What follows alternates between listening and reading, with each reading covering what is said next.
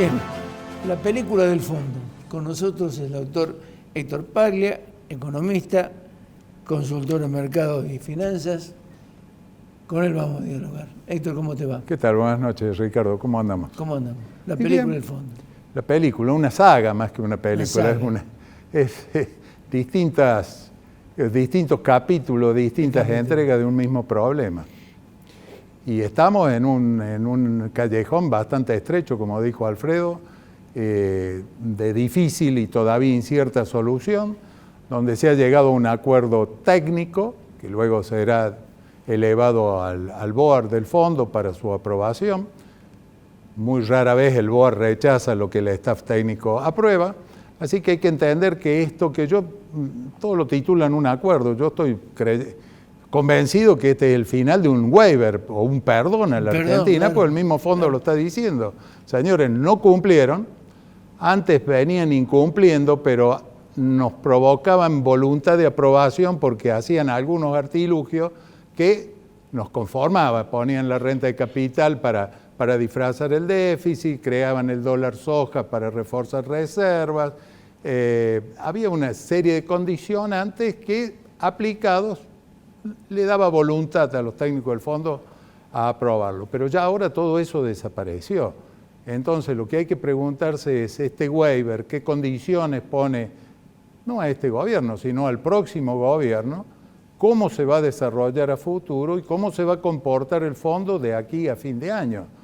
Porque esto está impactando directamente en las reservas netas, en las reservas líquidas que cuenta el Banco Central, que a fin del año pasado eran 4.500 millones de dólares, hasta el mes pasado eran menos 7.000 millones y hoy están en menos 10.000 millones porque hubo que pagarle al fondo con reservas que por más que se diga que no se toquen, se está tocando el swap de China, se está comprometiendo un pasivo de corto plazo con la Corporación Americana de Fomento, o sea que hay una serie de cuestiones que van deteriorando día a día el panorama de reservas, a la par que se va deteriorando el panorama inflacionario, se va deteriorando la recaudación, si bien tiene gran parte de su explicación en la sequía brutal que ha sufrido Argentina, y todo esto nos lleva al punto de origen de todos los problemas de Argentina, el déficit fiscal.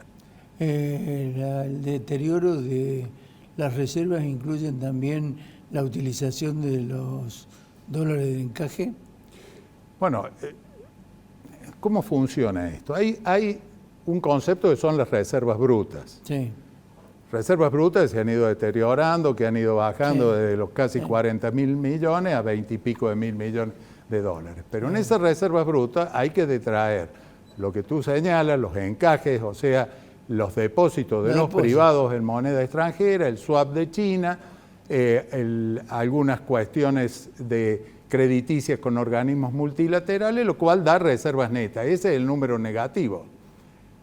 El Banco Central, como el dinero es fungible, dispone de las reservas brutas, pero si todos los acreedores se presentan a cobrar, a reclamar lo suyo, entre ellos los tenedores de depósito en moneda extranjera, el número negativo de reservas netas explican que no lo va a poder cumplir. Entonces hay que tener mucho cuidado con eso. Esas reservas, esos encajes son intocables porque son de los privados, no son del Banco Central. ¿Y el respaldo en pesos? El respaldo en pesos es vinculado a qué, a las reservas. A las reservas, bueno, es el desequilibrio que tenemos y por eso el tipo de cambio presenta el comportamiento que está presentando en los mercados financieros y en lo que se conoce como mercado blue o mercado paralelo del dólar. La responsabilidad del fondo, mejor dicho, la flexibilidad del fondo, ¿responde a la culpabilidad del crédito que otorgó? Yo creo que es muy buena la pregunta porque no hay que olvidar el origen de este crédito y todos los cuestionamientos que ha tenido que pusieron tanto a deudor y a acreedor en la necesidad de tener que llegar a un arreglo. El deudor o el representante del deudor en estos últimos años, que es el gobierno de Fernández, expresa la continuidad jurídica del gobierno argentino de un crédito que fue dado en condiciones muy dudosas en un gobierno anterior, pero que no puede desconocerse porque el Estado argentino es el deudor. Sí. En este sentido, lo que vos señalas es muy atinado. Hay una necesidad imperiosa de las partes de llegar a algún acuerdo y de tener una salida, porque a su vez el 65% de los créditos otorgados por el Fondo Monetario Internacional están en cabeza de Argentina. Así que un default de Argentina con el fondo, si bien a Argentina le provocaría una situación desastrosa en su economía y en su entramado social, al Fondo Monetario le provocaría también quizás la desaparición como institución tal cual fue creada. Hay un déficit cuasi fiscal de casi 16.000 billones. Sí. ¿Qué hacer con eso? Bueno, ahí la solución, y ya lo dijimos en otro programa en este canal, contigo, analizándolo ya el año pasado, Sí, donde las cifras eran otras, graves, pero no de la gravedad inusitada que tienen hoy, va a haber que tomar medidas muy drásticas en donde esos fondos que han sido asignados a la ELIC, que están puestas en cabeza de las instituciones financieras, va a haber que tomar medidas muy drásticas para provocar un reperfilamiento, un nuevo horizonte de esos vencimientos, no generando más instrumentos de ese tipo. Pero para eso hace falta un plan económico integral que tenga un fuerte respaldo político, cuestión que es imposible de acá a fin de año. Sin que tengas la bola de cristal, ¿ese plan existe? ¿Se puede puede un plan de estas características o de cualquier tipo de características sostener o por lo menos solucionar en parte el desastre que van a dejar estos tipos? Bueno, lo que estás planteando son dos cuestiones diferentes. Una, si hay el plan, si se lo está desarrollando, tengo entendido que hay sectores que están trabajando en estos planes. El CONIAT tiene el IELAL. No quiero hacer nombres propios, pero aparentemente hay quienes están trabajando en buscar planes integrales de solución a los problemas de la economía argentina. De allí hay que ver cuál es el grado de pragmatismo, realidad y sostenibilidad que tengan en el tiempo, porque si vamos a hablar, por ejemplo, para dar un ejemplo que clarifique lo que estoy diciendo, si vamos a decir la solución pasa por la dolarización y ponerle una bomba y tirar abajo el Banco Central, y creemos que con eso se van a solucionar los problemas de la Argentina, indudablemente que estamos equivocándonos en el camino.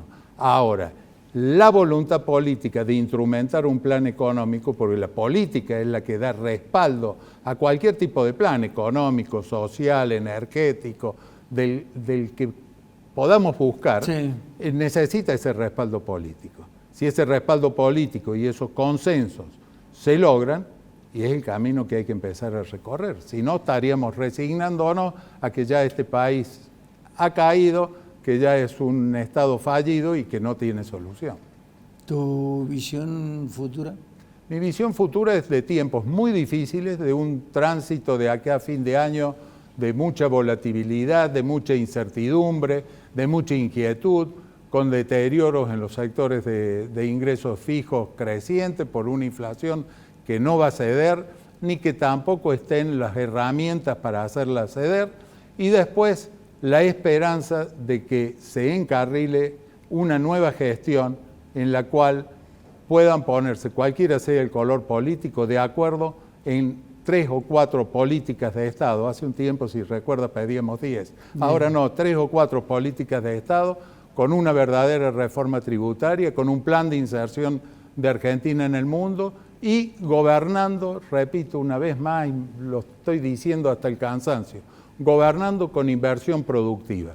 Basta de gobernar con deuda, basta de gobernar con emisión monetaria, basta de gobernar con un mix de estos dos factores que lo único que nos han llevado a tener cada vez un país con menor crecimiento, con menor sustentabilidad. Atraigamos la inversión productiva. Para ello hay que tener musculatura política, pero también hay que tener credibilidad, hay que dar las suficientes garantías para que quien esté dispuesto a arriesgar, dando trabajo porque invierte, a quien esté dispuesto a poner su fuerza de trabajo porque es un trabajador con ganas de tener una movilidad social, para el científico, para el deportista, para cualquiera de los sectores que dentro de la legalidad trabajan en la Argentina puedan poner al país en pie. Si logramos eso, la solución no va a llegar de un día para otro, va a ser necesario sacrificio, lo verán nuestros hijos, pero estaremos garantizando el camino